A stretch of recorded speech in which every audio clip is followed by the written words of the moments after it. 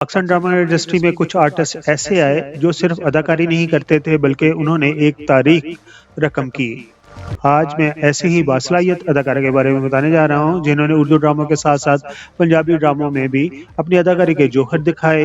انہیں پنجابی ڈراموں کی بنیاد رکھنے والوں میں شمار کیا جاتا ہے۔ ان کا تعلق ایک ایسے گھرانے سے تھا جہاں سے فلمیں پروڈیوس کی جاتی تھیں اور لالی ووڈ کی بے شمار سپر ہٹ فلمیں ان کے والد نے پروڈیوس کی، یعنی وہ مشہور فلم پروڈیوسر ایم اے رشید کی بیٹی ہیں۔ اداکارہ صداکارہ نادیہ رشید 26 جون 1968 کو لاہور کے علاقہ سمن آباد میں پیدا ہوئیں۔ ان کے والد کا نام ایم اے رشید جبکہ ان کی والدہ کا نام خالدہ ادیب خانم ہے۔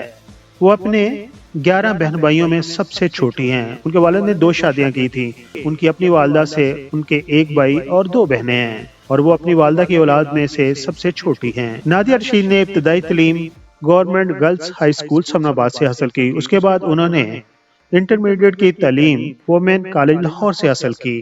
اب بات کرتے ہیں کہ وہ شوبز انڈسٹری میں کس طرح آئیں۔ 1986 میں 17.5 سال کی عمر تھی جب وہ اپنی سہیلی کے ساتھ پاکستان ٹیلی ویژن لاہور کو دیکھنے گئیں۔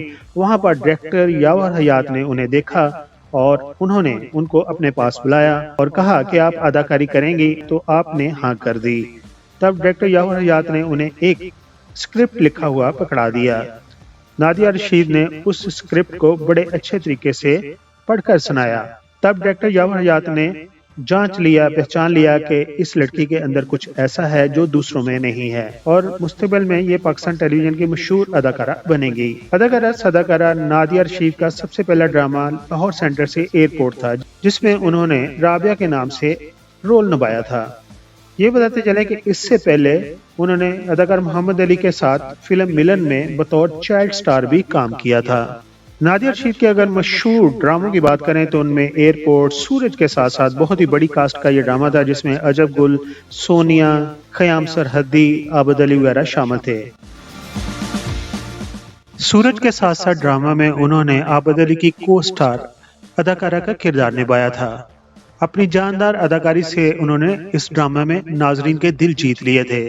یہ وہ وقت تھا جب ایک کردار کو حقیقت کے قریب لانا ایک بہت بڑا چیلنج ہوتا تھا، مگر نادیہ رشید نے اس کردار کو نہایت خوبصورتی سے نبھایا تھا۔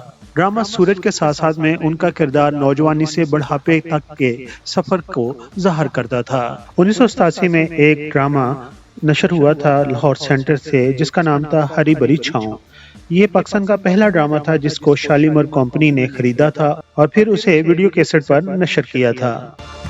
سوشل زندگی پر لاہور ٹیلی ویژن سے نشر کیا جانے والا ڈرامہ باؤ ٹرین میں انہوں نے ایک ٹیچر کا کردار نبھایا جس میں ایک عورت کے سفر کے دوران پیش آنے والی مشکلات کو نہایت خوبصورتی سے پیش کیا گیا تھا۔ اسی طرح ڈرامہ آسمان میں انہوں نے ایک چلبلی لڑکی کا کردار ادا کیا تھا جو کہ ناظرین کو بے حد پسند آیا تھا۔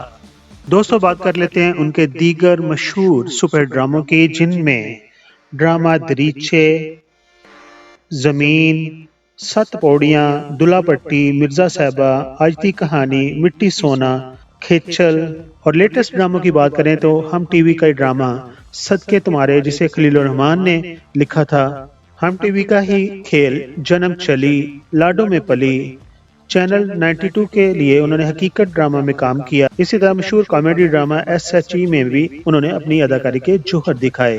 ان کا فن صرف پاکستان ٹیلی ویژن تک محدود نہیں رہا، انہوں نے سٹیج پر بھی اداکاری کے جوہر دکھائے، جبکہ ریڈیو پاکستان پر ایک پروگرام نشر ہوتا ہے سونی دھرتی، جسے پچھلے 50 سال کے زائد عرصہ سے ریڈیو پاکستان پر باقاعدہ نشر کیا جاتا ہے۔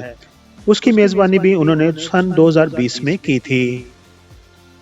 دوستو نادیہ رشید ایک ایسی اداکارہ ہیں جو مکالموں کی ادائیگی میں جذبات کا اتنا توازن رکھتی ہیں کہ دیکھنے والا مسحور ہو جاتا ہے۔ یہی وجہ تھی کہ وہ صرف نوجوانوں کی ہی نہیں بلکہ ہر عمر کے پاکستان ٹیلی ویژن دیکھنے والوں میں یکساں مقبول تھیں۔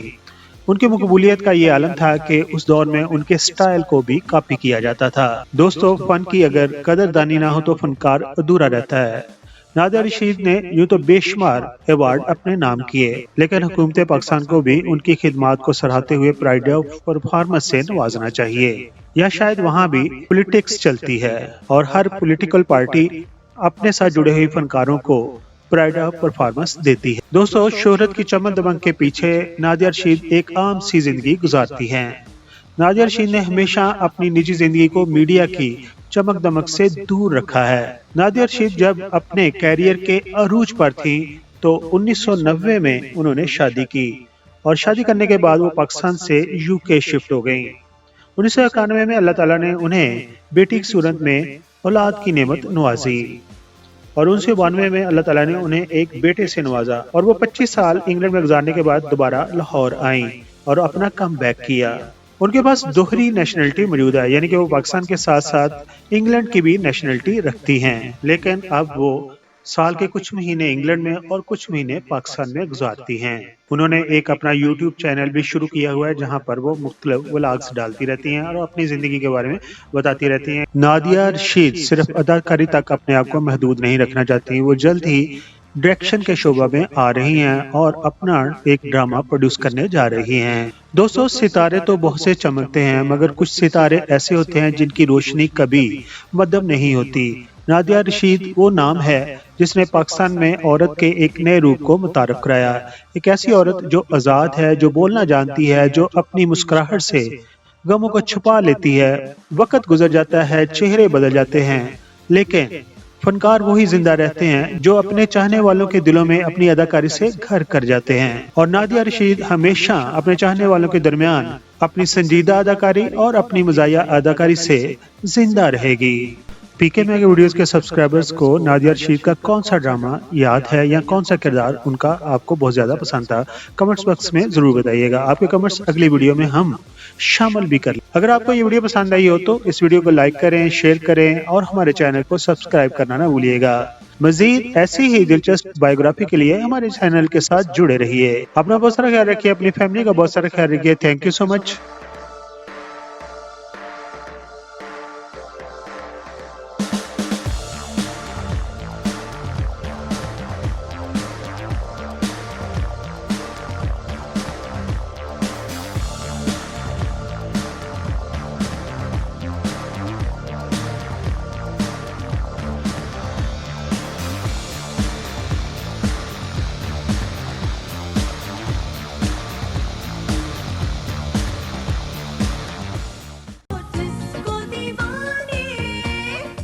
I am Nessa Hassan.